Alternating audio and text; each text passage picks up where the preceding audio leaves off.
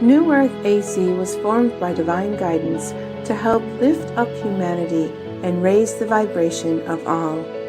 New Earth is a community that started as a Facebook group and has grown to become an online interactive platform for those seeking to uplift, empower, and co-create with one another.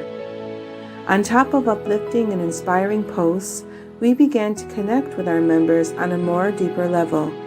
We now regularly host what we call Unity Circles and live stream them on our YouTube channel.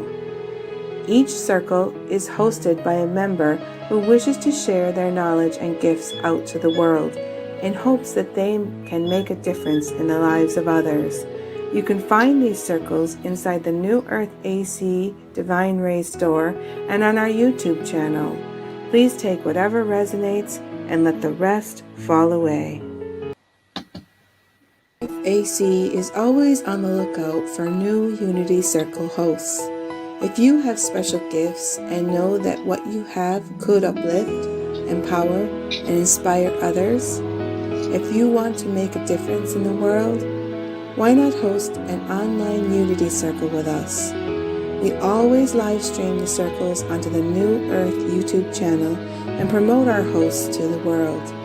If you think you have something to give, let Bonnie Bird, David Starr, and Robin Nicole know personally, or email us at newearthac1111@gmail.com, and we will place you onto the calendar and bring you onto a community chat to let everyone get to know you before your circle. Hello, everybody. We're here today to do a community chat, and if you heard my dog bark, that was my dog in the background. Sorry about that. Somebody showed up at my house right when I was playing the video. Okay, so today we're doing a community chat, and we have a very special person on today. Her name is Leza Vivio, and we are bringing her on today just to get to know her. And so I'm just going to tell you a little bit about her. Leza is known widely for her abilities as a sound healer and inspirational speaker, as well as the founder of Sacred Centered You. She has a passion for both the scientific and intuitive, the practical and the mystical.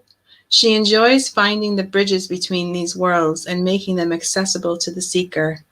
For the last 2 decades, her mission has been assisting individuals find their path to personal growth and wellness by improving their awareness, understanding, and adaptability to change.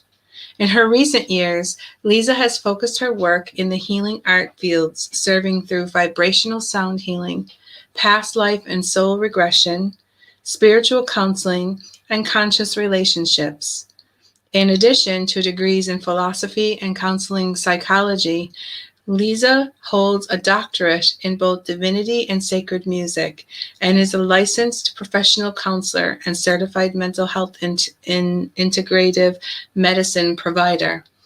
Leza is the director of vibrational healing at the Dr. Lillian Ronzio's School of Holistic Health.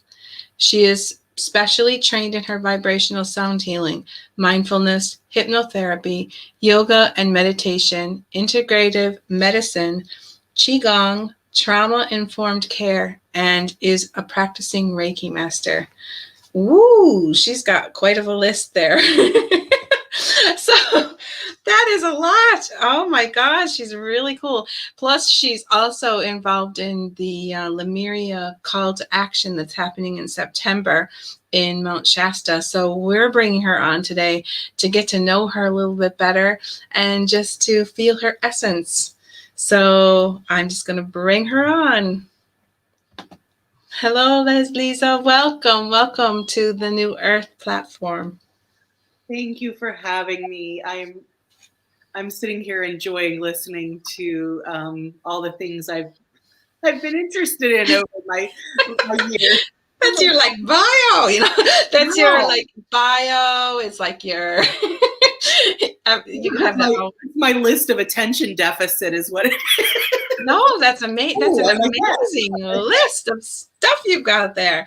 look, And when that I list was putting your thing together, I was just so intrigued by like I could just see and feel your essence just by your photograph. When I was putting your photograph through and I was getting the thumbnail ready to go for today, and I was like, oh, I'm so happy I'm actually going to be able to interview her, because I could feel your essence, and I could feel there's something there that tells me that you're very heart-based. And I can't wait to get to know you a little bit more. Thank you. Oh, I appreciate that. I'm honored by everything that you just said. I'm trying real hard. I've been living my life, up until fairly recently, very head based. Mhm. And it said the journey from the head to the heart is a long one. Mhm. And I found it that I wound up on an express train somewhere in the last year where things just kind of moved. It was time for that journey to happen very quickly in my world, and I'm grateful. I'm super grateful for it. So the shift has been amazing. It was It's really happening. It's happening. And happening. it's a moment by moment thing, isn't it? And it's different for everybody. Everybody's going through it in a different way. So what exactly has it been like for you? What has changed in your life?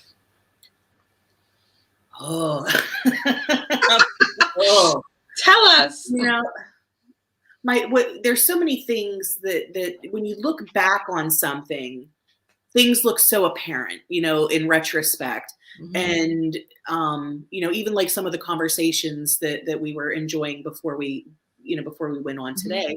But there are things that have occurred in my life that I would have never really understood properly without a perspective shift. Again, without coming out of my head and moving Mhm. more into that heart space. I laugh. I'm a recovering know-it-all. Are you? Some days I'm more recovered than others. So over the course of my life, I have always attributed the things that have come out of my mouth to my mind, to my intelligence, or to something that I've learned. To find out that, you know, I've told people for years I don't read. It's not that I can't. I have the literate ability to do so, but I don't have the attention span to do so.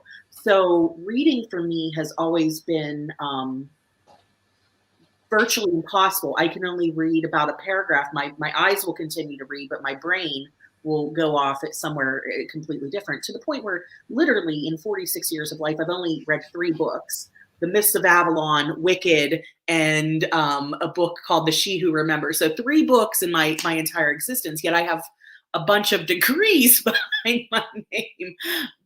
But I've always attributed that to somehow being smart. And I don't, know from where I sit, I don't think that I'm necessarily intelligent in the same way I thought I was. So now, being able to see the world from a different perspective and recognizing um, where intuitive knowledge comes from, where higher knowing comes from. I would have never identified myself as intuitive until I had loving mentors and friends go, "How is it that you wouldn't describe yourself that way?" And I could just say, "I'm a lucky guesser." Or "I'm a good behaviorist," or something like that. So it's really been over the last year or so that I'm starting to look back on my life and understand some of the things that I do or know very differently, if that makes sense. Mhm. Mhm. Mhm. So I know for me, um, I've had an interesting, chaotic, and magnificent life. And over the years, all of the things that were tribulations that I survived, my joke or narrative about it is I always found myself sort of running in front of them. So 46 years, I'm enjoying a good brisk, like, as long as I keep moving, Mhm. fine. And then the world stopped. And when Yes. the world stopped, How did that work for you? yeah, everything caught up. Like I always, I have that vision of like a bunch of like Forrest Gump or somebody running and then like stopping and nobody noticing that he stopped, and what it would be like if all of those people ran into him. And that's what it felt like with my history, that when the world stopped and now all of a sudden I'm spending more time still and quiet. Yeah, how did that do? And when the world stopped, okay, last year, and we just like, how did you react to it? Like at first, did it kind of like, was it kind of like, oh, like, did you I kind of like, remember confusion, yeah, the initial like, what's happening? But I've also, I feel like it's always been something that I've been expecting too throughout my life because of a variety of reasons. So there was a part of me that was not shocked by what was happening, but of course surprised, if that makes sense. It was just like, oh, I've been waiting for this to happen, but oh my God, it's happening. So when the world kind of, like I said, came to that screeching halt, after confusion, then the minute or so or more of fear, and then I was able to find a way to disconnect and just kind of be present with myself. And I remember telling my husband, something's happening to me. I think I cried for the better part of a month, because I cried for everything. I cried for things that I should have been grieving all along that I didn't really have an interest in grieving. So for all of those years of staying ahead of it, I could no longer hide from myself and found myself in a position where I really was releasing so much energy and going through so many emotions, none of which thankfully I had like cognizant like flashbacks or memories of, but everything was coming out. And after that, I remember going, I think I'm going crazy, because next thing I know, I'm like having these feverish dictations of notes, and things are coming insofar as like I'm attracted to this, and I'm getting these beautiful insights and awarenesses.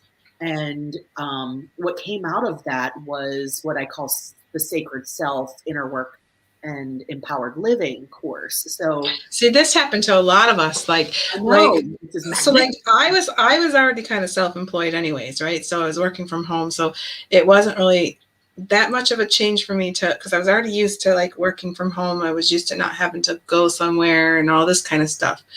But like when it first happened, I thought, I need a break. So this is nice.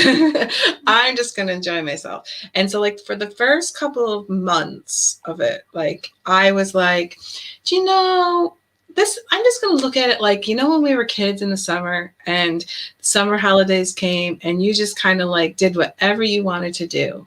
So I'm going to do that. I'm just going to do what I wanted to do. I don't have a schedule. I don't have to like get up to get the kids off to school. I don't have to go here, go there. I don't have to go to work. Don't have to do this, don't have to do any of that. So let's just look at it through the eyes of when you were a kid and so I started creating, and I started like making sculptures and doing all kinds of stuff. And I was like getting everything ready for like when we opened back up again, because like we owned our own business. So it was an art business kind of thing that we were doing. And then so that was good for a little while. And then I was also building the Shine Your Light Network and starting up the New Earth AC. So I was doing gatherings online with people, and we were just seeing like, this helping people out with as far as like what they're feeling and all this. So we were doing all that. And then I was doing like video blogs. So I was like going for these like long walks, because we weren't allowed to only go like 5 kilometers from our house, which is like 3 miles. In here and where I'm living in Ireland, and for exercise. And so I would go down to this forest that was down near my house, and it became like a thing where I would do like a video blog, and I'd pull cards for people. And every day I'd go down and I'd be like sitting there, standing in the river. I'd be singing, there's a hero, and all all this kind of stuff like going on, right? And I was having so much fun with it, right? And then they were like saying, you know, like we're going to be able to start opening back up again. So then I started, oh, I got to go back to that again, you know, and it really wasn't liking that. And but then then we got locked back down. It's like it opened up for like a couple of weeks, and then everything went back down again, and it stayed like that for months. And so we were going into like September, October. The kids were they were allowed to go to school at that stage, but then there was nothing happening. No businesses were being opened. There was only the grocery store. There's no restaurants open. Not even McDonald's is open. You know, like there was nothing like for months, right? There's no stopping McDonald's here. Right. And so I one day I went out into my studio and where we teach our art classes and stuff. Odin's here. Yeah. I went out there and I saw all we had created, because we had created this business that we loved, like everything. And it was like, and I started going, everything has been taken away. We're never going to have, like, I went into, it was like September, October-ish. And I started getting this fear, and I started getting like really upset and mad, thinking everything we worked for is gone. We've lost everything. And we lost our business. We lost everything. And my husband had a stroke like right before COVID. So like, it was kind of like, what is going on? I've done everything. I was saying to my guys, I go, I've done everything you asked me to do. Why are you taking it all away? I was mad. I started throwing artwork around the room and everything. And I was like, he's taking it away. And I started throwing like castles, because like there's no kids in there anymore. I started throwing away all these art projects, throwing them against the wall. I was like, fine, it's done, you know. and then I put on some music. And I always go back to these go-to music. I'm an 80s girl. And so like I'd be putting Mariah Carey on, Celine Dion, and all these Whitney Houstons and all this stuff that makes me feel good. And by the time I got done doing the hero song and then the power of the dream, I walked out and I said, you know what? You've got to make a new dream. You've got to create a new dream, because that way isn't going to work anymore. And so now you've got to pick yourself up, dust yourself off, and just start anew. And then I was able then to kind of start focusing on a new way. And I went in and I started writing a book and I started doing all things that like amazing, like things. I've been putting workshops together, and I got my Reiki certification and I just like, you know, like everything is like building. So I think that even though I was doing exactly what I love to do, that whole thing was a catalyst to make me actually move over to the path of what was really in my heart, because I was doing stuff just to be able to get an income coming in. And I thought I was doing what I loved doing, but I really wasn't.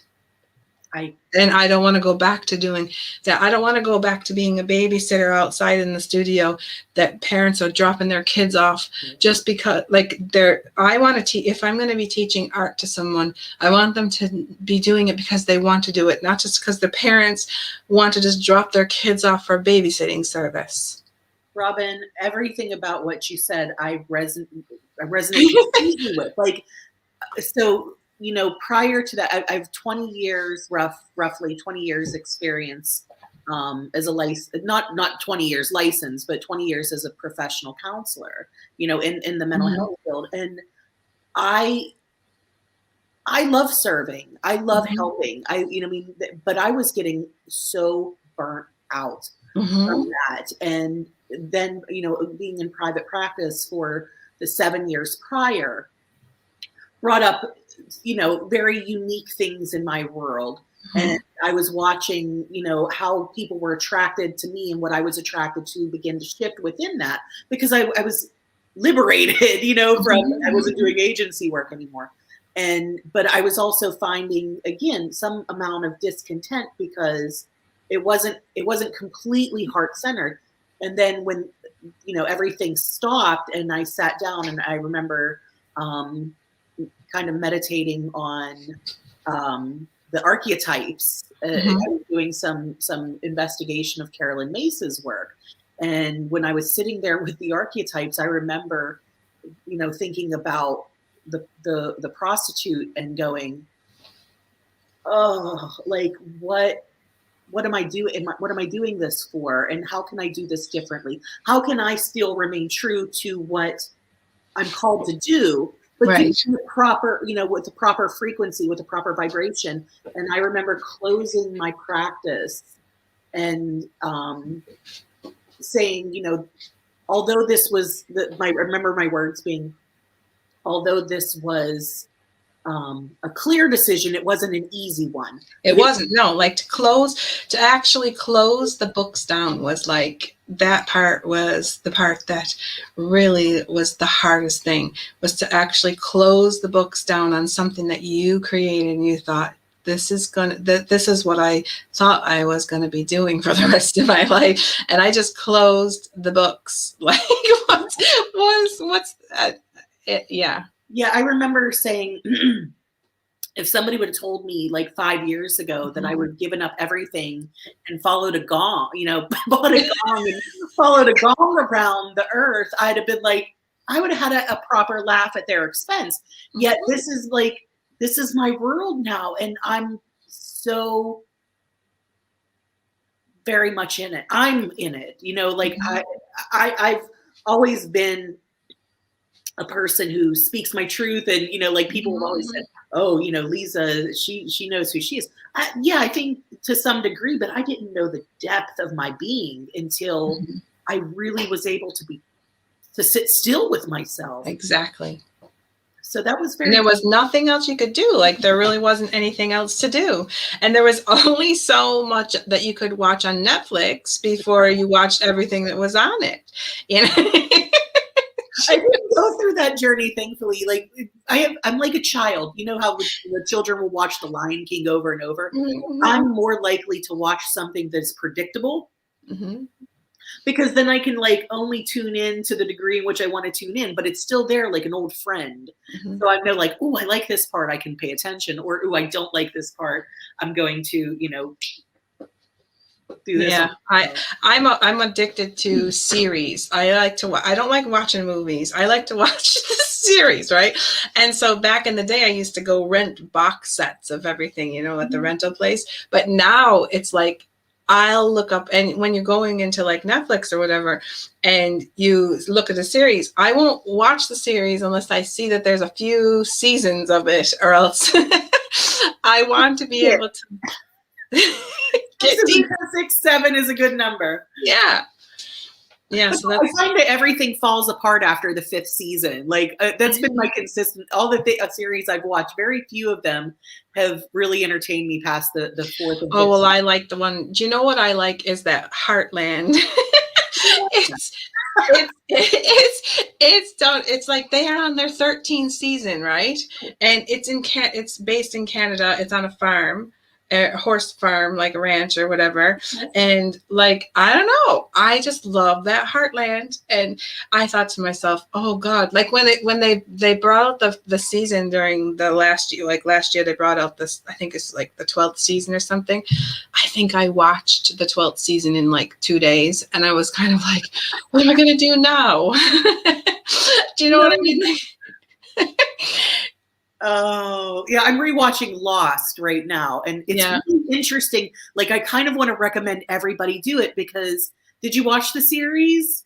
I watched Lost, but then I kind of like, I got sick of it towards like near the end of it, and so I didn't watch the ending. Yeah. I remember, watching the ending at that time with that level of consciousness, being very frustrated with it.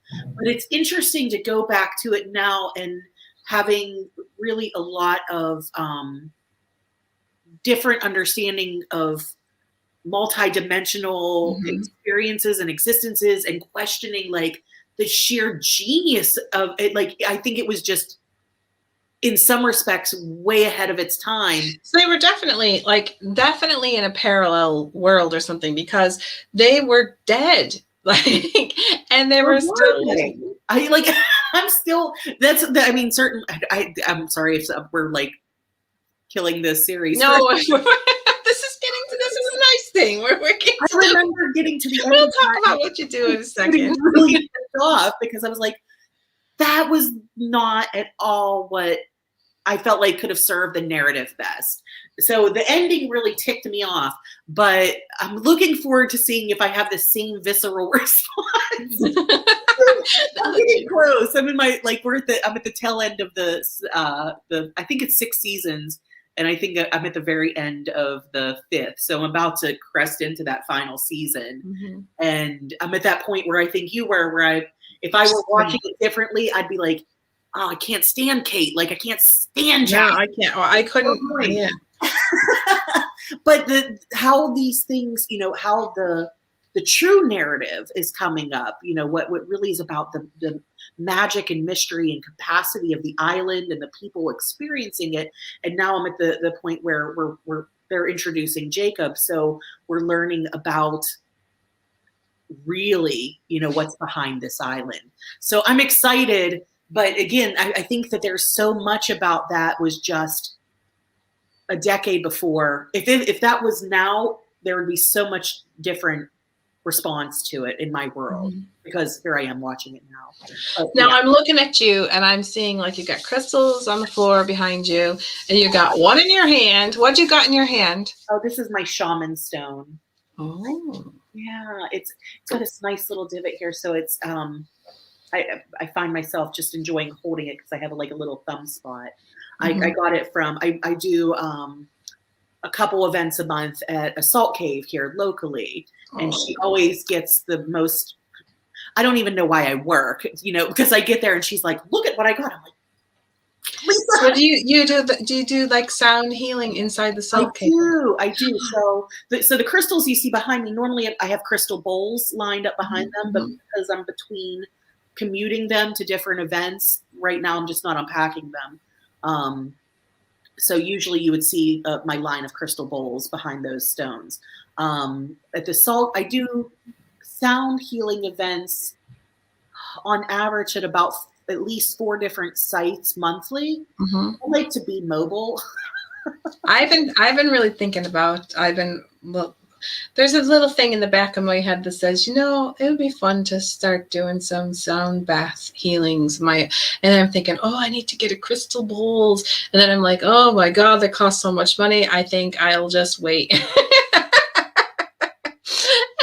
and yeah, but I just like, I really want to get one of those rain sticks. Those are so cool. But, you know, even cooler, I love the rain sticks, but there's this thing called a surf drum. It's a cylinder, so it looks like a hand drum.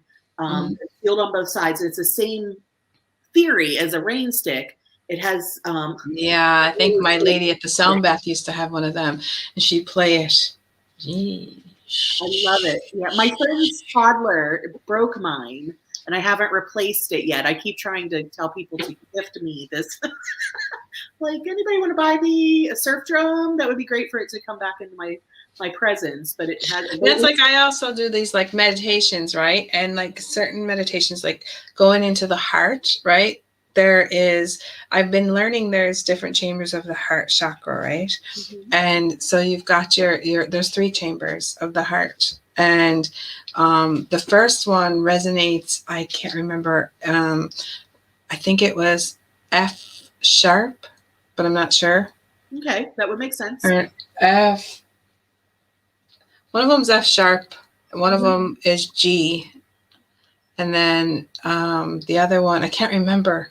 I have it all written down, right? So, but I was like going, and I was trying, because like when I'm doing my meditations, I want to like really like get the tone going, you know, like, so like I want to get the tone going because like they all resonate differently. Yeah. And I want to bring people through the heart so that they can get their Merkaba activated and stuff. And so I'll listen to the tone, and then I'll go, ooh, like whichever, I'll try to like match it and try to like do this, like to get and I thought, you know, it would be really awesome if I recorded this and I had like a healing bowl with that, just going around while I'm that part, like when that part is going on, instead of me going, ooh, like with my own, like voice or whatever. Yeah. And so I was like, oh, so I went onto YouTube and I was trying to get healing bowl sounds of like the different ones I needed. And I'm telling you, everything is copyrighted. And so you can't even get like that to go on, so you can like put it onto your YouTube channel or anything like this. But like I was thinking to myself, I really need to get these bowls so that I can use them in my meditations like that to bring people, but they need to be certain specific tones. Yeah. So the recording of bowls is a really unique challenge because they have such a dynamic range of sound between and drum down. So when they having a mic that can really pick up the range is necessary. I've have the great fortune of knowing somebody who's strong in that field, who's made his life as a person who's done audio and sound management for a variety of different bands and other sources. And he, when I consulted with him about it, he was like, Leza, like I haven't found any way to capture the essence of bowls yet because of it's just so different. Yeah, it is. You tell people this because everybody's like, do you want to do something online? And I said, I don't want people thinking that that's all that flat. That's what it sounds like, because like it's so distorted. Even like when we did like an online expo or whatever, and we had people bringing in doing a sound bath or whatever, it's so distorted through that Zoom or any of the things, and there's all this stuff you have to do, and it still doesn't work, and it's like it's like the frequency is so high that it can't match the frequency of the recording or something. No, unfortunately, it's something that it's not that it's not, you can't find enjoyment of it. It's not the same experience though. Being in the presence of the bowls, especially, is just other dimensions. Nothing's the same. Yeah, because I've tried to put them on. I've tried to have my own little sound baths. Because we haven't been able to go anywhere or do anything. And I used to go to this one lady, and we would do this like weekly. She would do a weekly sound bath, and I can't go. I haven't been able to do any of that. And so I was trying to put stuff on, and even shamanic drumming. You still having a hard time finding a shamanic drum, a person to do it like for you on YouTube is difficult as well.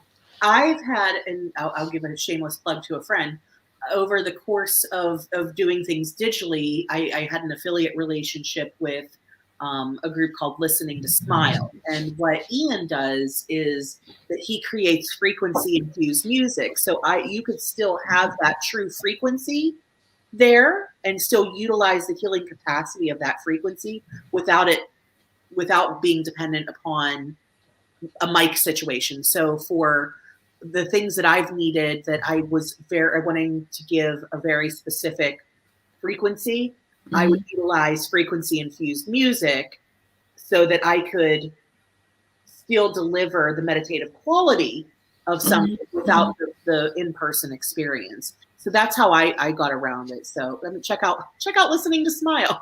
Shameless for a friend. His work is, he's an amazing, amazing individual, and the work is really good. Always been well received. So what is it on YouTube or? He has his own site. I'll make sure to send the site to you. He is Listening to Smile. Did you call it? Smile? Yeah, Listening to Smile. I'll take a look at that afterwards, or anybody else. Here we're having the most odd conversation. It's nice though, don't you think it's nice? Because if there's no rhyme or reason, we're just kind of getting to know you. Well, that's every conversation in my world. I was joking, I think, with the gals on Monday, because I did the chat with Bonnie on Monday. Bonnie and Kathy and was Jennifer there? It was just me, Kathleen, and Bonnie. Jennifer wasn't there for some reason. I can't recall what, but we were talking and I said, I have conversations that were initiated 20 years ago that like out of nowhere, I'm like, oh, and let me finish this thought, with some people. Life is, you follow the flow of things. And sorry, are you hearing the hammering going on in my house? Did you hear it? Did you hear the hammering? Oh, sorry, guys. The dog. No, it was the husband. He's doing something out there now with the hammering. I don't know what he's doing. Renovation. I thought the dog, and see, in my world, that would be the dog. He can't get comfortable. This room is so small. He's such a big dog. He's a Great Dane, So. Yeah, I don't see, he's hiding behind your. Well, now he's kind of like, his head is kind of over there, and he's kind of trying to find a spot where he can sit. He wants to be with me all the time now. Like, he's getting old. He's like almost getting to the time where he might not be here much longer.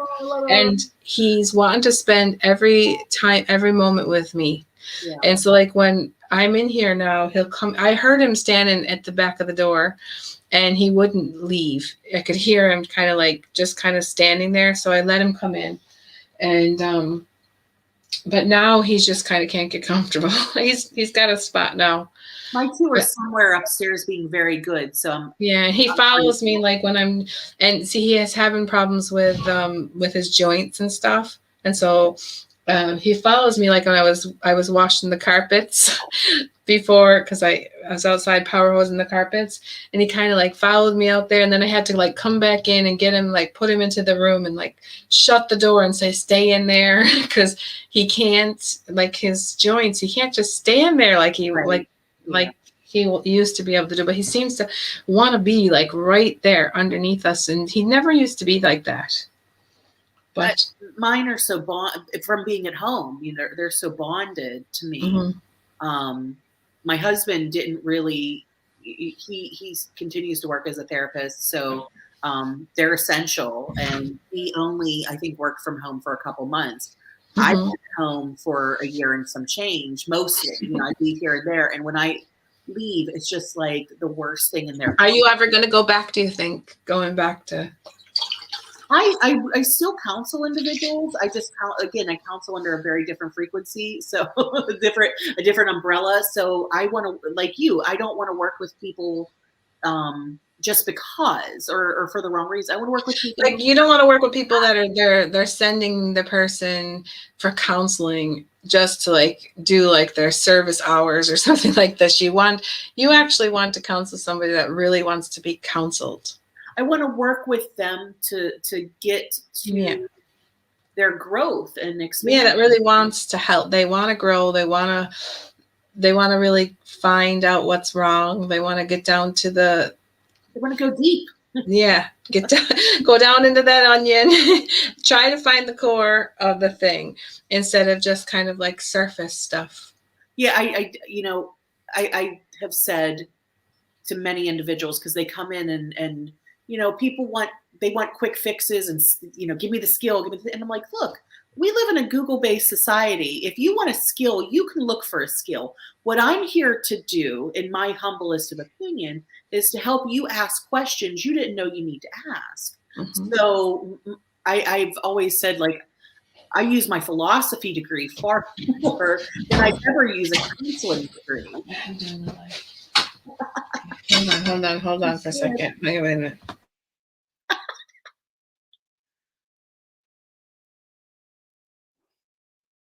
Get out. My son is so excited because my husband is putting the toilet in. Now, we haven't had a toilet in our house in 4 weeks. So he's like, Mom, he's putting the toilet in. It's time. So sorry about that interruption. Yeah. I would be excited too. I feel like we should.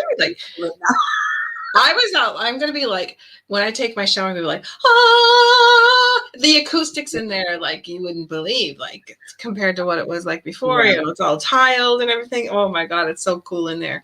This room got redone last year, and it is just, when something looks the way you want it to look, mm-hmm. as opposed to how you bought it, it's just like, When I was showing you the door behind my computer, Mm-hmm. that opened up. It was just like the house officially, even after we've lived here for 8 years, but the house officially became mine. That door made it mine. Mm-hmm. Or if I you're said gonna, to my husband before we came on, I was in the bathroom with him looking around, and I said, so are you proud of yourself for what you've done? Because like he's done all the work, right? And I just done all the cleaning part. He's done the real work. And he goes, I won't be until I get that toilet in. He's like, once I get the toilet in, I sit down there for a second, he says, and I'll let you know how I feel. today's the day. Today's the day. Yeah, and he's grouted the floors, so you can't take a shower today.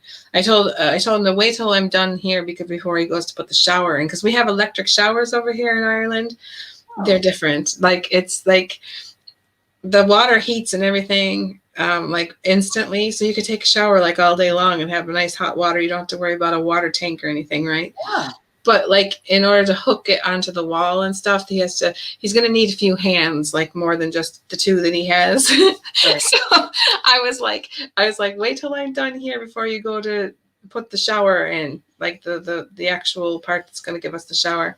We can't take a shower now until tomorrow, because you got to wait for the grout to dry. Yeah. Then it's going to be like shower time in our house. We're broadcasting live from my shower.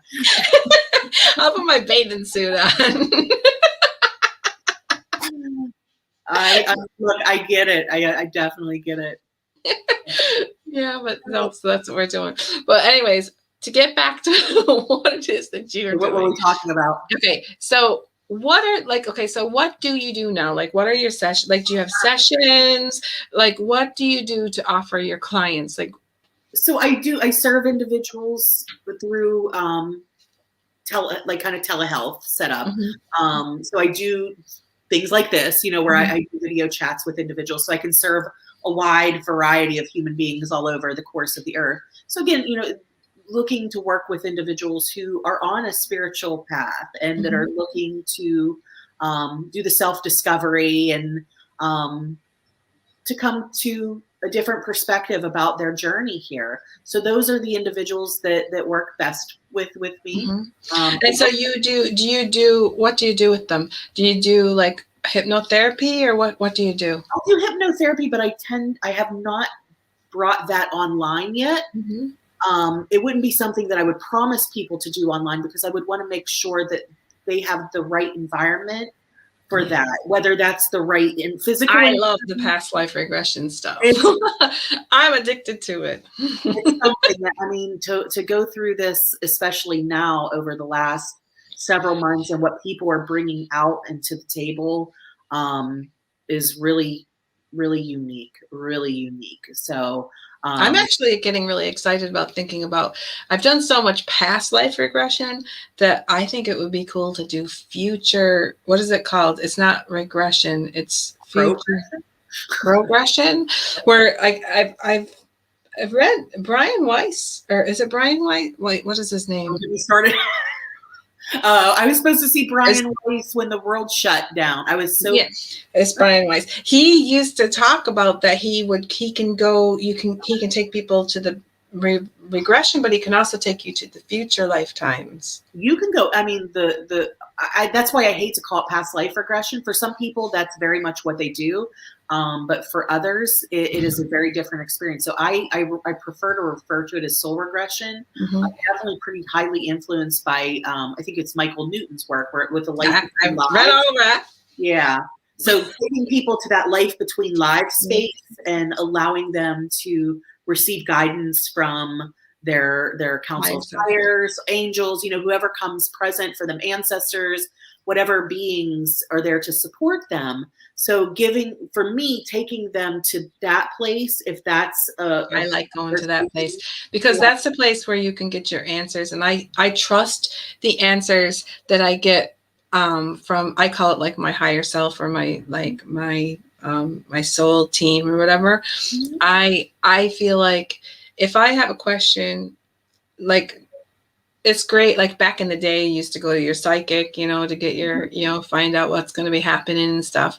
But like, I really like this because like you get into that state where you can actually get your answers directly from your higher self.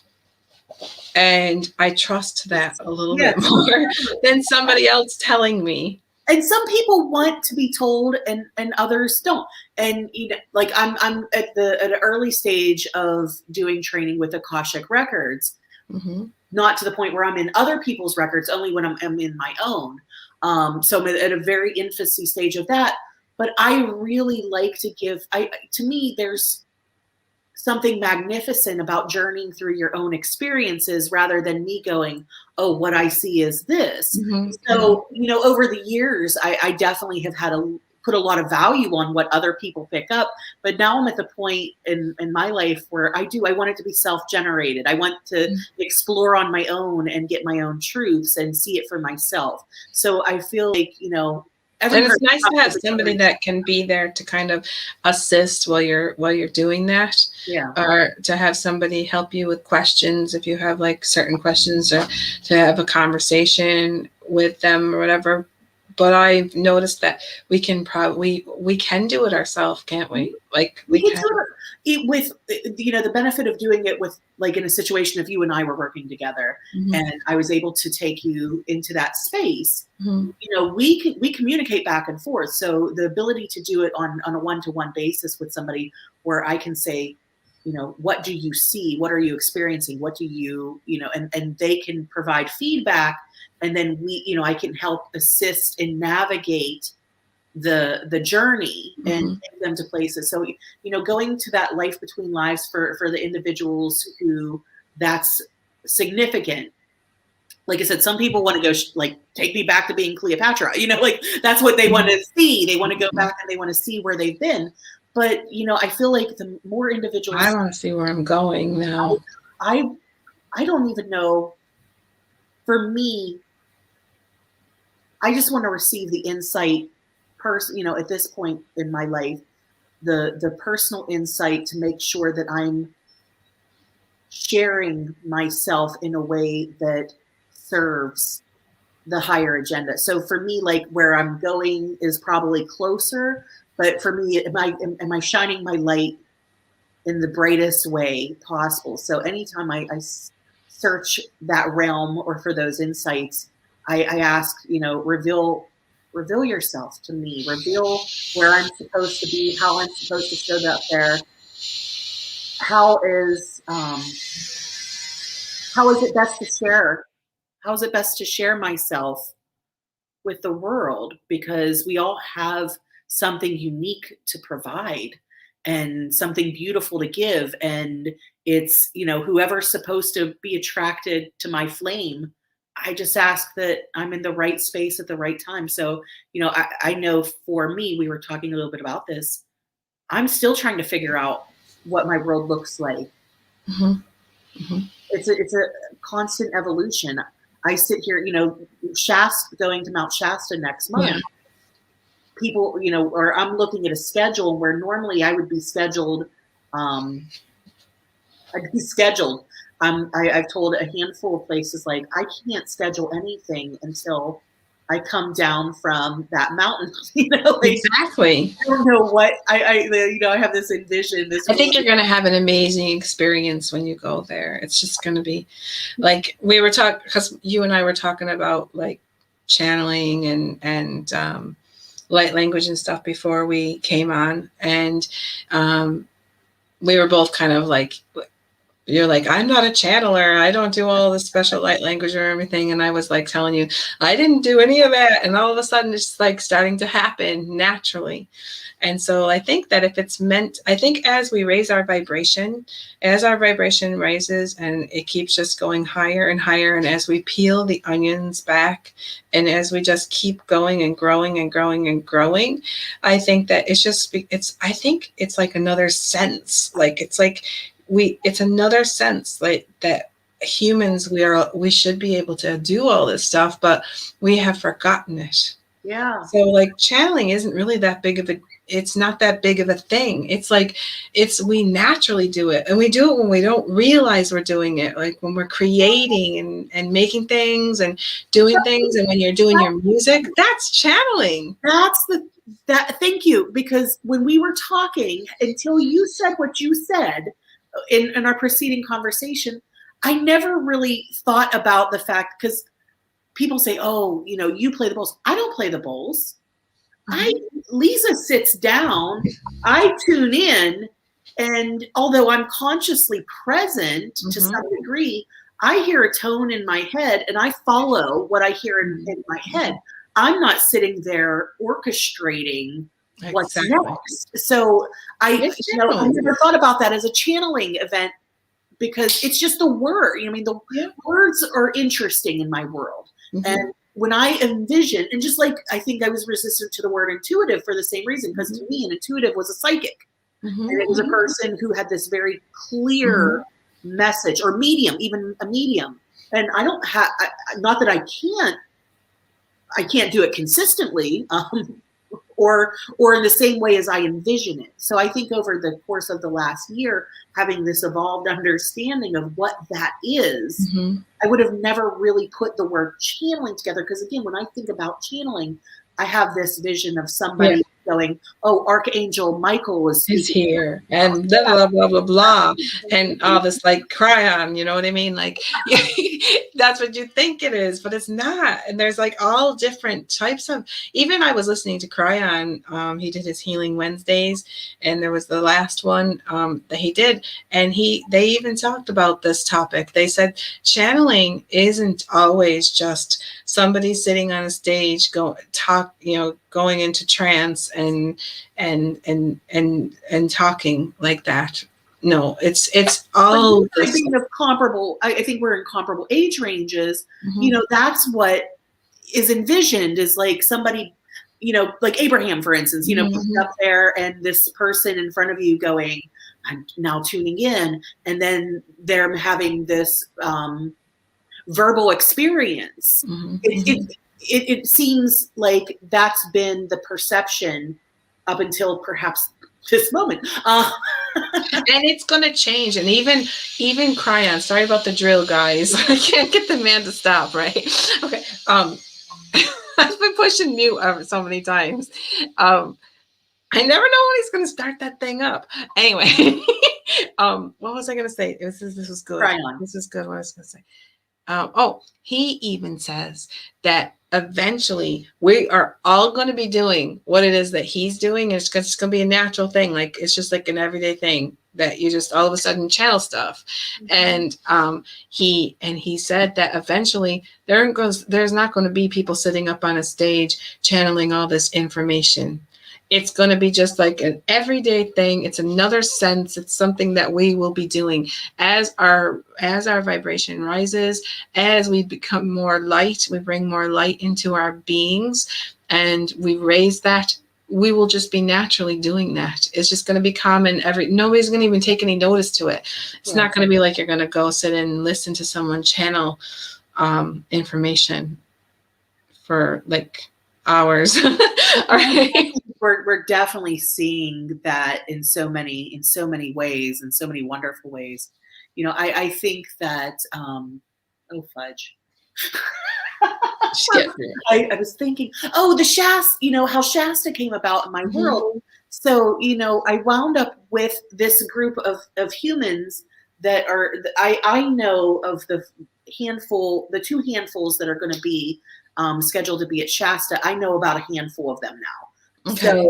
So I only came into the zone of knowing them starting in like March. So, and it all started with this book, The Sophia Code, that was suggested to me a year prior. I haven't read that yet. I haven't read it yet. I highly recommend that you do it with a group. Really? Because Bonnie and I were going to read it together. She said we were going to do it together. I'm still working on this one. Anna, the grandmother of... That's come up recently in our talk. Jesus. Yes. There's 2 books. You got to get the Anna books, because So I'm reading the Anna books, and Bonnie says when I'm finished with the Anna book, then we're going to do the Sophia You Code. should. So right now I'm in a on average there's like 12 of us, and like when we meet every other week roughly, and we talk about what we're what we're experiencing, and we read the transmissions together. But the book was suggested to me as something I would like a year when the world slowed off. And I said, okay, great, I'll take a note of it. And I don't read. So people recommend books to me. And it's that one comes in audio. You can get that on Audible. I did a year later. The Oracle of Facebook decided that it was going to start suggesting the book to me again several months later. And I was like, okay, I see you. Okay, I see you. And then finally, the woman who I live close to, who is the facilitator of this Sophia Code group, she and I live about an hour apart, and we've been friends on Facebook for 3 years now. Long since out of my algorithm, but poof, she pops up, and it's this damn Sophia Code group. And I was like, you know what? This is now like 3 suggestions. Is there a group that you can? So there's a group of us reading it together. Oh, okay. So I joined this group. I think I want to be in your group.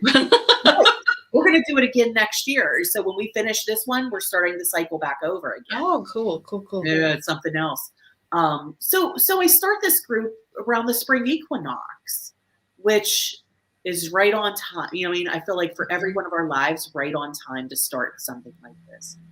And the growth and evolution between the souls that were assembled for this group is outrageous, just astonishing and beautiful and powerful in every way. And that's the group that I spent the weekend with. But within that group, there's, I think, myself, Carla, and Mara Lee are all presenters, but then we also got to spend time with Terry over the weekend as well. So I have, those 4, and I know Douglas from the Akashic Records class. So I know 5 of the 10 of us that are going to be over there. But for me, sitting amongst these individuals that I have a very recent relationship with, I can't be anything but like elated and going, this is a soul family being brought together. I'm sorry, my computer's being interesting. By reading a book. And do you notice that, like, okay, so the Sophia Codes, right? The Sophia Code book, it's like when you're reading it, it's kind of like all this stuff comes in, like when you're sleeping, and like it was like that with the Anna books. Like the Anna books, Bonnie was like, you have to get the Anna books. And like literally, like I was like reading, and then all of a sudden all this stuff would be happening in dream time, and it'd be showing all these things and all this stuff with the Essenes, because like that's what's in the Anna book, a lot of stuff about the Essenes and stuff. And all this stuff is coming through, and they're showing us how like you can regenerate yourself, and all this, like you can live a lot longer than what we think we can live, like thousands of years if you wanted to live, right? Yeah. That our body can do it. And all this like information starts, I felt like I'm being talked to, like I'm being shown like how to do that. I could say that my dreams have become more vivid and more symbolic so because I don't do physical reading, I did get the book on audio first. And I'm a lifetime insomniac. I would fall asleep while listening to the book. So the majority of the book I've listened to in less than conscious ways.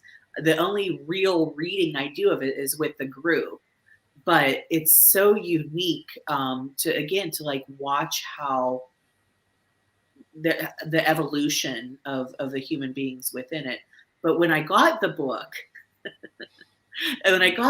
she talks about the introduction or at some point early in the book about how the book came about, and where she was spending time in this cabin downloading cosmology at Mount Shasta. And I started being a real shit about it, and was just like, well, I want to download cosmology at Mount Shasta. I want that job.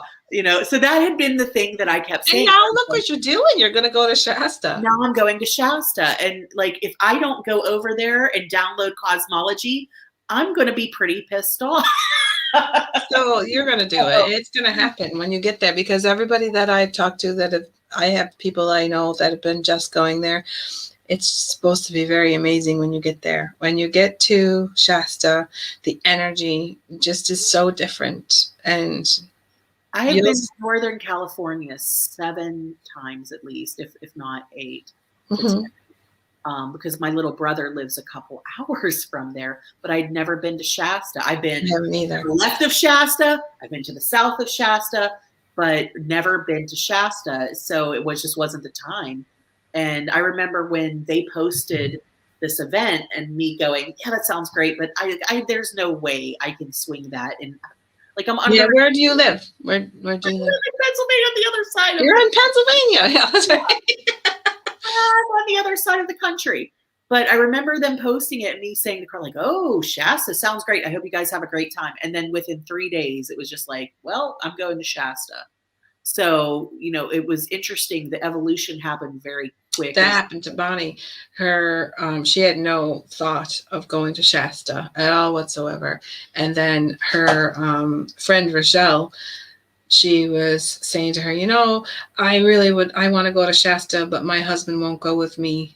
I just want to go to Shasta. And she's like, well, I'll go with you. And her friend had like these frequent flyer miles or whatever. So then she was like, I'm going to be taking someone anyway, so. And within she wanted to her friend wanted to book it like the week afterwards, but it was like, I think she had like 3 weeks. And she was at Shasta after they were just having a conversation, and she was, I'll go with you. Yeah, I feel like that, in every discussion I've ever had about people who have gone to Shasta, that's their story. Is just like, all of a sudden, that's what's going on. Mm-hmm. It's like the mountain sent you a text message and you received it, and it's like, okay, I'm in. See, there's a special it's like a special portal, you know what I mean? Like it's a special place on the earth, and they have them like in different places. Like there's different places, and we have that here in Ireland. It's in Tara Hill. It's a big huge portal to Avalon, and so like you have your what you call it, your inner earth that goes to Telos in Shasta, but the one here, it's basically, as soon as I got up there, because I went up there I was basically told to put this Indara into this well. I was told it was called the St. Francis well and everything, and I didn't know anything like about it. I was just in meditation. I was told to do it, and then I was at my friend's house, and like you say, and my friend was like, I said to my friends, this is what I got to do. And they're like, well, we'll go with you. And so we had this like road trip, and we go up there, and we ended up meeting like a shaman lady, and we had staying at this lodge with this guy that lived right next to it. That was like the keeper of the area. And, we just like all of a sudden like met exactly the right people. But when you get up there, it's like, there's something about the energy. It's just like, I thought, I was making, at first I thought, you can't make this up. Like I get there, and like we sit down underneath this, there was like this hill, and there was these trees, and there was like a little mound. And I said, let's just sit down and let's just do a meditation. And let's just see, exactly what's going on. And I found out we were sitting on a fairy fort. And the fairies, like all the elementals started coming in, and they were telling us, we're so happy that you're here. And then we went over to this, there's these like 3 trees, like big, huge, I don't know what kind of trees they were, but they're big ancient trees, right? And they were in a like a triangle, mm-hmm. And we were standing in the middle of it, and it was like a portal. And I've never felt energy like this, because I'm usually not like sensitive to be able to feel this. And I realized I was in the middle of a portal, and all of a sudden I was getting all this like downloads going on, and I heard this like voice saying, you've been here before. We're so happy that you're here. We couldn't wait. You were supposed to be here and you never showed up the last time, but now you're here and we're so happy. And it was like, I started crying because the energy was so like strong. And they were the ancient ones, like the inner earth, like the beings from the inner earth. They were so happy that I was coming in to do this work and all this stuff. Dragons were like flying over the thing. It was just like the energy was like absolutely amazing. So, and I've been told that it's the same way like in Glastonbury, it's the same way like in Shasta. All these different like points in the earth are so high vibrational, and if you go there, it's just like you're never going to be the same after you leave. You're going to never be the same. I can remember different points of different journeys. My husband and I, we weren't together as a couple romantically at the time. We were friends. When we departed on the journey, we came back as romantically involved. But in 2009, we did a cross-country road trip, and then flew to Dublin from San Francisco. So I was telling you, like being in your area. And this Cara is near Dublin. It's like we had to drive up to Dublin to get to it. It's only like not even 20 minutes from the Dublin. Oh, I'm definitely slated to come back to Ireland with armed with better information. Yeah, you'll have to come to the retreat that's supposed to happen. We come shower at your house. You can come shower at my house, and we could get the sound bowls and stuff going in there. Woo! And your gong in my shower. Amazing. I would love nothing more. I look forward. There were so many things we just did. We kind of navigated the world wherever the world was to be navigated. There was no agenda. We just sort of floated around for the season of fall in 2009. And, going to Ireland first and being jet lagged flying from San Francisco all the way to Ireland was more taxing on my system than I would have. And I would not suggest that, how everybody takes the bus tours and stuff. Mm-hmm. That's just too much. You're like, all you are is on the road. And then you get out and you see a little bit of something, and then you get back in that bus, and the roads are like so windy. Did you get car sick? Because I get sick when I have to sit in the front. Nobody can go anywhere with me unless I'm sitting in the front, because I get motion sickness. And the roads are there's no straight road in Ireland. No. And it's definitely comparable to the West Coast of California, because the one is very much like that. So, having flown too many times to San Francisco, and then my brother lives like 120 miles north of there, where there were points where I was like, you can't drive one more inch or I'm going to like die. This is the worst. And certainly we only did one bus tour in Ireland. So like I said, half of Ireland, we were asleep because we were so jet lagged, so disoriented. So Ireland being the first. I remember my one friend, she wanted to take me to this place. It wasn't very far away. It was like about an hour and a half's drive, but it was in the mountain, in the middle of this like valley and mountains. And like literally, like we were going like this the whole time. I felt like I was on some kind of roller coaster. And I said, "Listen, you got to stop. I can't drive. We can't go any farther. I cannot do this." And I didn't think I was ever going to make it to the hotel that we were going to.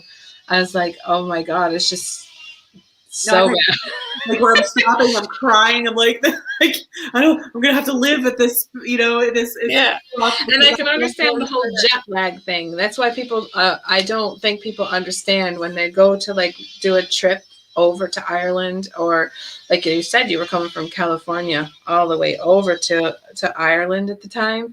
And I don't think people realize if you're not a person that flies a lot or whatever, like how taxing it is on your body, to the point where when you get here, you're not going to enjoy yourself at all whatsoever for a few days. So like whenever I go back to the United States, like to visit, I give myself, I had 10 days that the last time I went, and it was horrible. 10 days. And that was like basically 8 days there, but like traveling was back and forth. Yeah. And it's too taxing on the body. You've got to be able to get yourself back to some kind of an algorithm with you got the jet lag and you got the time difference, and you just like, I don't know. I think maybe I'm just an old lady or something, because I can't take that anymore. You're gonna need you're gonna need, like, can you imagine if we went to Australia? You're gonna need definitely like to go there for at least a month, or like in order to actually enjoy yourself, because you're gonna have to you're gonna need a week to gradually. Yeah, you're gonna need a week on both sides of like coming and going to like acclimate yourself. Yeah, my friend's living in Dubai, and just went home and found them. They forced them to quarantine for 2 weeks, and I said, I thought to myself, that's probably the best thing that happened to her, because I can't imagine just reacclimating to that much after that much travel. So yeah, no, for me to fly just even across country is more than I want to do anyway. I'll drive. I melted in 6 hours drive. I'm like, I'll drive it. That's fine. That's the thing. I melted in Newark Airport the last time I went home, because of the it was like too much. Like I not only had like my husband had a stroke like right before I got on, like 14 days before I get onto the plane to go. My husband had a stroke, and so I was in and out of the hospital with him. Wasn't able to like do my normal stuff. Then get on a plane. My dad wasn't doing well, so I had to hurry up and go get on this plane, go to New York. Get up there, do all this like traveling, and I'm trying to see everybody and get everything, taken care of that I need to do while I'm in New York. And I remember I flew from Syracuse to Newark, and then I was going to fly from Newark to Ireland. And I got from Syracuse to Newark, and I was fine. But then I lost it when I realized that they didn't give me my boarding pass to go from I had to go from, I can't remember what airline it was, to like the Aer Lingus airline, right? And you're going from international to like you have to go to a different part of the airport. And it's just like another zip code. And I was like, I am not going to get stuck like having to go back through custom or go back through all of the security lines and everything like this. And then they're like, sorry, ma'am, you have to go to the check-in desk because you don't have your boarding pass. So I had to be like I was a person that just came to the airport kind of thing. And I get down there finally, and I get to the check-in desk, and there was nobody there. Like there wasn't even a sign saying Aer Lingus, and it empty. And I said to the security lady, I said, where's Aer Lingus check-in? And she's like, oh, they won't be open for another 4 hours. And I said, I just was like, but I'm on a connecting flight, and I just need to get this so I can go back over to this other thing.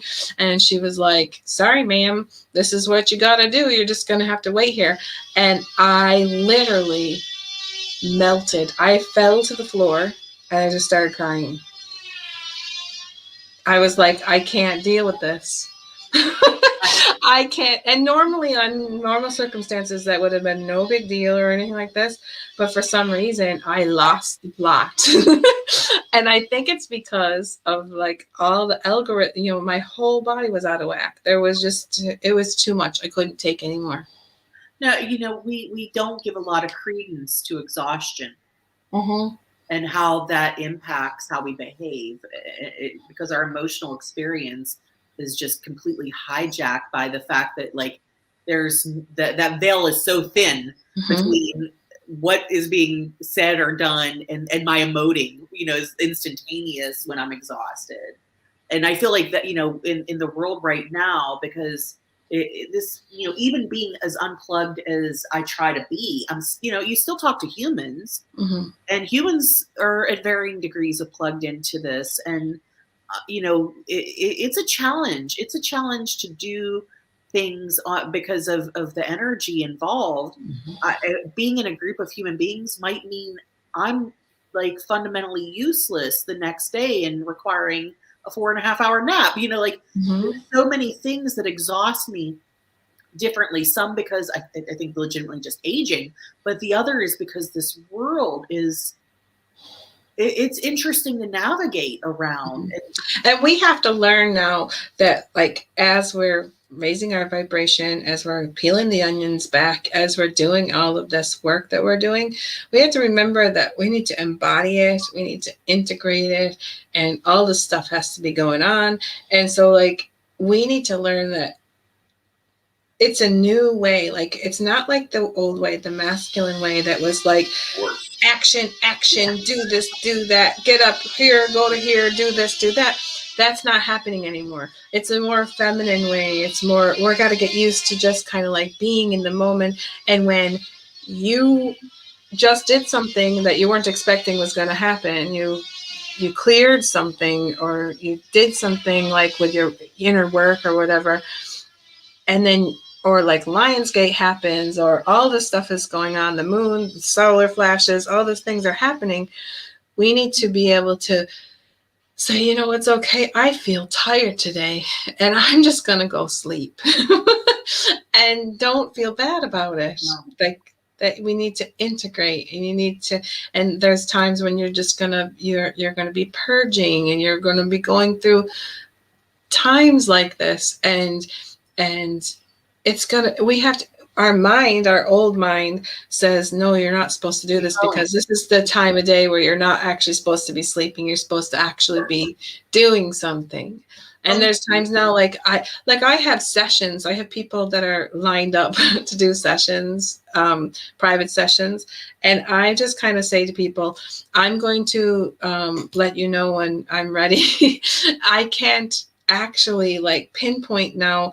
I'm learning, like, I have to get everything kind of sorted out. There's work that needs to be done, as far as like when someone comes to me, I have to sit with the energy, and I need to, like, you know, like really, in order to give them what they need, or what they deserve coming to have a session with me, I need to be able to go out and do some crystal gazing, and like look at the crystals and see what the crystals have to say, because I do that and with my sessions and stuff. And I'm getting to the point where I'll say to a person, listen, I will go out and I'm going to start preparing. We're going to see what's going to happen. I'm going to kind of get a, like, you know, usually when I'm sleeping, all of a sudden some information will come through or whatever. And then I'll let you know when I'm ready, and then we'll schedule the session. Instead of like, the session has to be on such and such a day, and we're going to be at such and such a time, and it's going to happen that day. Exactly. Because, you know, the day don't go like that, and the week doesn't go like that. When you think you're actually going to be ready for that session, there's all kinds of stuff that happens in the middle of it. I have not been able, God, that sounds magnificent. I've not been able to fully surrender to that divine timing scheduling. I still, and it's exhausting. It's really exhausting to try to stay like, this is where I'm supposed to be at this time. I had an issue. I came back from something, and I was just out and out. I went camping. I came back from camping, and I have a location, a Reiki soul spa that I do individual, personal, like present sessions with. And, you know, in this world, I legitimately have 5 calendars. And sometimes they all say the same thing, and sometimes they don't. And it's a situation where it didn't. So I get a call from the owner, and she's like, hey, where are you? I was like, I'm home. Where are you? And she's like, you have a 2 o'clock sitting here. And I was like, oh Lord. So I go tearing out of my house. I'm driving there. This is like, I've worked as a professional. I've only like one time either double booked somebody or forgot a session. So I'm like going through this shit, flying to get there. I do my session. It's great. And okay, one time, great. This was Friday. So I knew I had a session there on Monday. I had written down at noon. Never consulted the schedule, just took my word that I wrote it down correctly. 9:45, I get a call on Monday morning. hey, you're at home.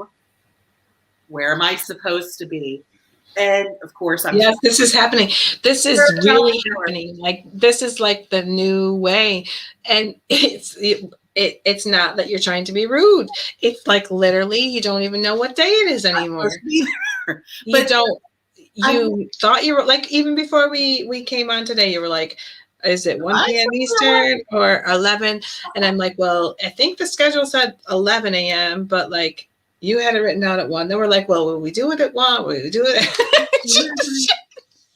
when I came back from those two, like my head was spinning, missing 2 appointments. Like this is outside of I'm a Capricorn. Like I schedule everything. I would schedule, if I had the opportunity, I'd schedule every impactful trauma in my life. Where I'd be like, I don't have time for that.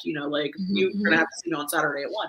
But when I missed these 2 appointments, I remember calling my friend and mentor, Gina, and I'm like, I don't know what the hell's going on. I'm losing my mind. And she goes, she said, I wish you could see my face because I'm smiling right now. And I went, why are you smiling? I'm not smiling. And she's just like, because you are living in energy now in a way that you were living in your head before. Good luck with that because you don't live there anymore. You've made a shift. And I went, oh, I'm not sure if I can, I'm not sure how I'm going to adjust to this. You adjust to it. Yeah, but it does. These things do happen. Like I'll put alarms. I have alarms on my phone, for everything, to make sure. And I'll have like an alarm the night before if I have to go somewhere.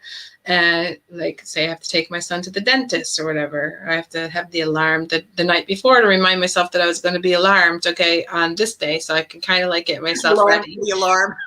And then I have another alarm that's like an hour and a half before. So I know like I can remember that I have to get there. And if I forgot again, like I literally will put food into the oven and I'll put my alarm on and walk away and then forget about it, that I was even cooking, or I'll forget the alarm. My husband says to me the other day, he goes, was somebody cooking? I go, no, I don't think so. And I was sitting in here in my office and eating my breakfast, and I said, he goes, well, there was a smell of like something burning. And I was like, I don't know. I said, I think I smelled it when I got out of the shower upstairs at your mom's. I thought, well, it's definitely not here. He goes, so you're definitely not cooking anything? And I said, no, I'm not cooking anything. And he goes, well, Jesus, I thought you were cooking some rice there for the dog. I go, oh my God, I did. I stuck some rice on the oven for the dog. And I sat down, I forgot I was even doing it. That was only like 15 minutes. I forgot I was even cooking. I have to send out information now. If it isn't in that moment, it might be 20 years before I think of it again, if I think of it again at all. And people are like, oh, I'm sorry it's taking me so long to get back to you. I don't need you to respond to me immediately. I just need to know that I dictated the thought while I had it, because if I don't know if it will resurface. Well, that's another thing as well. Like, with the network here, or I have a Shine Your Light network that I do. And then I also have the New Earth AC that I do. And I have shows going all the time, different things. And, I have everything written down, but the newest thing is how like when we schedule these things, well, we need to have your bio, your picture and all this stuff, because I have to like go into Photoshop and make a thumbnail and get it all up there, get the links going and all this kind of stuff. And before I used to just write it down and I'd wait for someone to send me their thing and everything. Now I say, okay, you have to send me, as soon as we make the date, we write it down. I want your bio. I want your pic ASAP. And then I literally go in and I make the thumbnail and I do everything now. And I put it up because there's been so many times that it'll come up to like a day before someone's thing. And I never advertised it because I forgot that we were doing it. And so now I have everything in there. And as soon as that thing is booked, we've got the thumbnail up and everything's up there, and there's like a little reminder thing and people can click the bell, and I don't need to worry about it. I put a check mark next to your name. It's done. No, right? That's what you were this morning when you were like, oh, I'm doing this. And I was like, if you need to ride momentum, like ride your momentum. We can reschedule. We can hit this up. Oh, you didn't want to ride that momentum. That was like power hose woman. I was like, you know what? I think I need to take a break anyway. So let's just do it. And like, cause I don't even know like what happened to the time. I started like when I first got up, I didn't even eat breakfast. Went out there, started power hosing. And then I looked up at the clock and it was like 3 o'clock. And I'm thinking, I better go in and have a look at Leza, see if she's looking to like connect, because I know we're getting ready to go on. And it just happened so fast. And I was like, wow, like I didn't even eat anything to eat. Yeah, I'm going to need to do that. I mean, you're at a different spell of your day, but I'm at a point now where I'm like, oh, I'm going to have to, consume food. Yeah. You mentioned food. Now I'm hungry. Oh, goodness. So this has been just like really a lovely conversation. I could actually talk to you all day. We've gone an hour and 24 minutes already. Oh my goodness. We'll do this again. Yeah, we will. We have to do it again. So basically we I think we feel you. I think we know you know. You can come back to us anytime if you ever want to do like a unity circle with us or anything. Like just come and be with us. And really excited about what you're going to be doing. It's called the Marian Call to Action. It's going to be up in Mount Shasta. What day is that happening? We do ceremony on the 17th and the conference is the 18th and 19th. So okay. we're there for 3 total days. Sounds like fun. And if anybody's looking to be like, I think is there last minute tickets if somebody wants last minute book or whatever? Sales end. I don't feel like the ticket sales are going to end.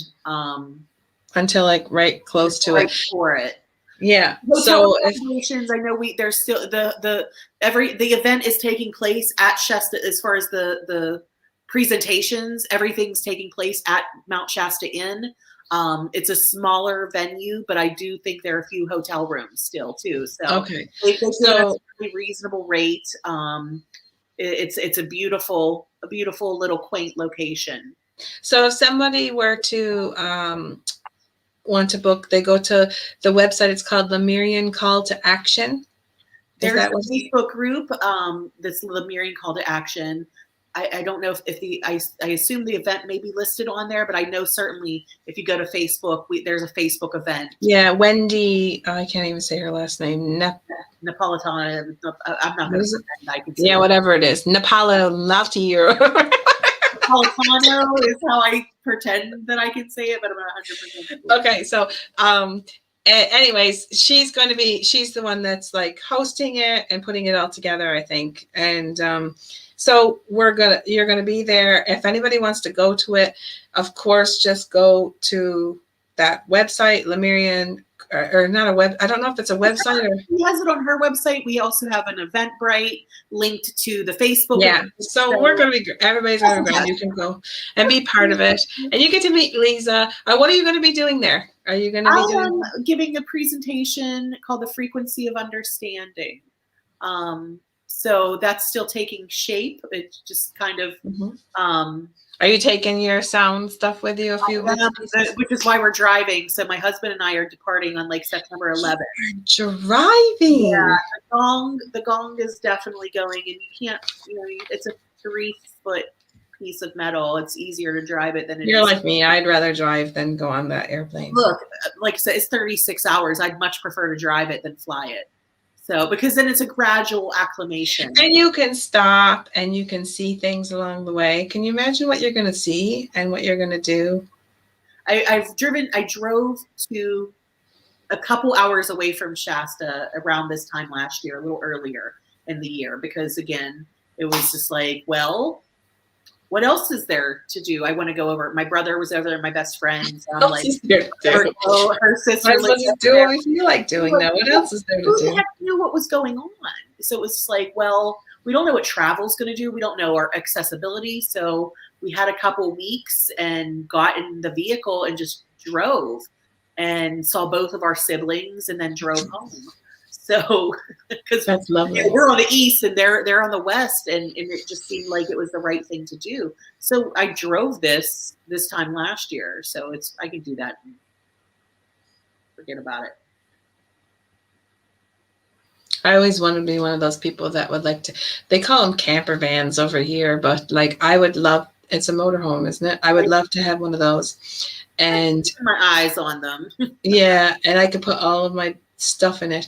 Like I'm a home bird, right? So like I like to be, I have to have a place where it's like I'm home. I don't like staying in hotels. I don't like going on vacation like that, because I like to have I like to be home, right? So if I had my own little camper, like my little motorhome, and I could like go places, we could like travel, and like my dog can be with me, and I can have all of my art and all my stuff with me, and I can then like I wouldn't mind going on a tour and doing something like that, as long as I had a home base.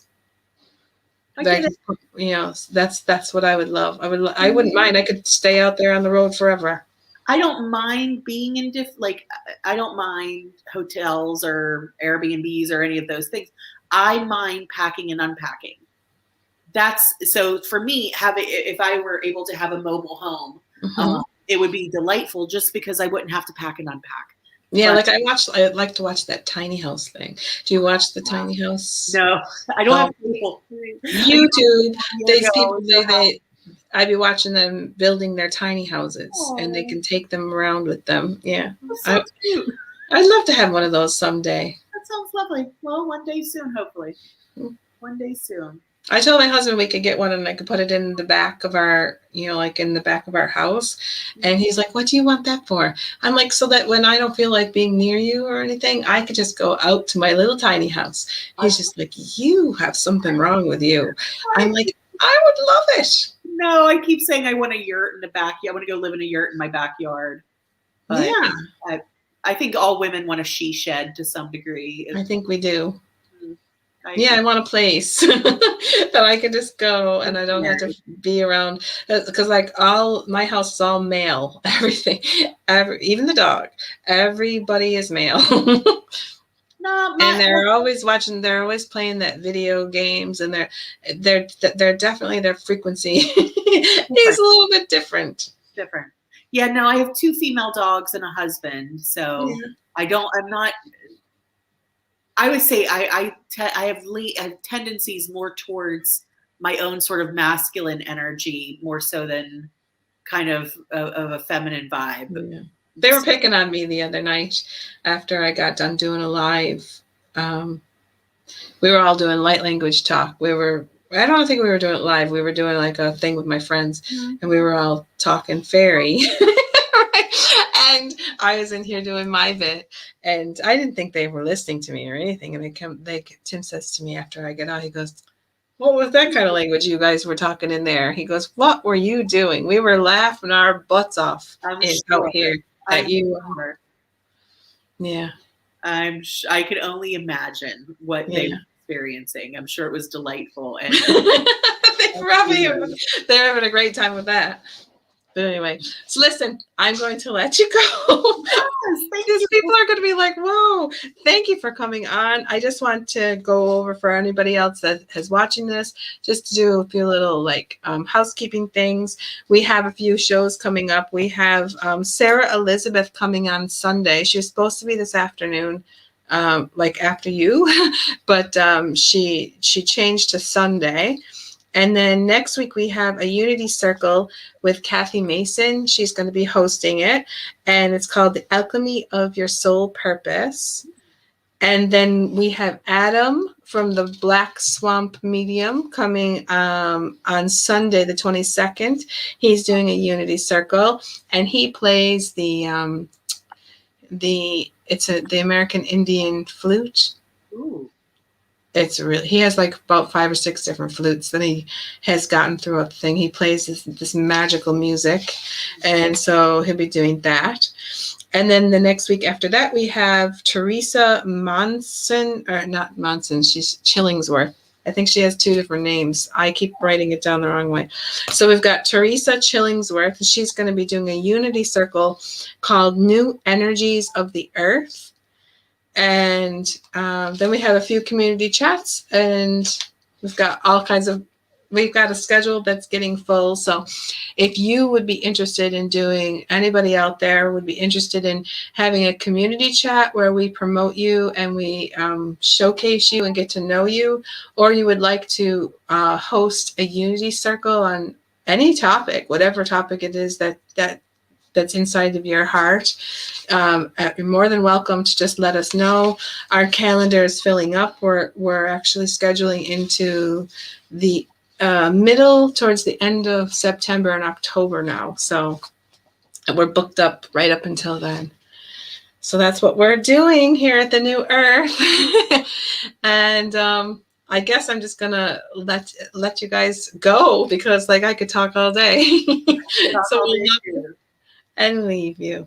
Thank you so much. And I think I forgot to put up your, let me just put it up really quick so that people can have it. I had a banner made and we got talking and we didn't promote you. So I do want to put that up. So I'm going to put this banner up and it'll be playing at the bottom. So this is how you can contact Leza at sacredcenteredyou.com. So I'm just going to let that run across the screen for a few seconds so that people can see that when they're watching it on the replay. So you can connect with her and you can she can help you do all kinds of amazing things to kind of peel off that onion and really go in there and raise your vibration. So we'll let you go. I'll go. Bye-bye.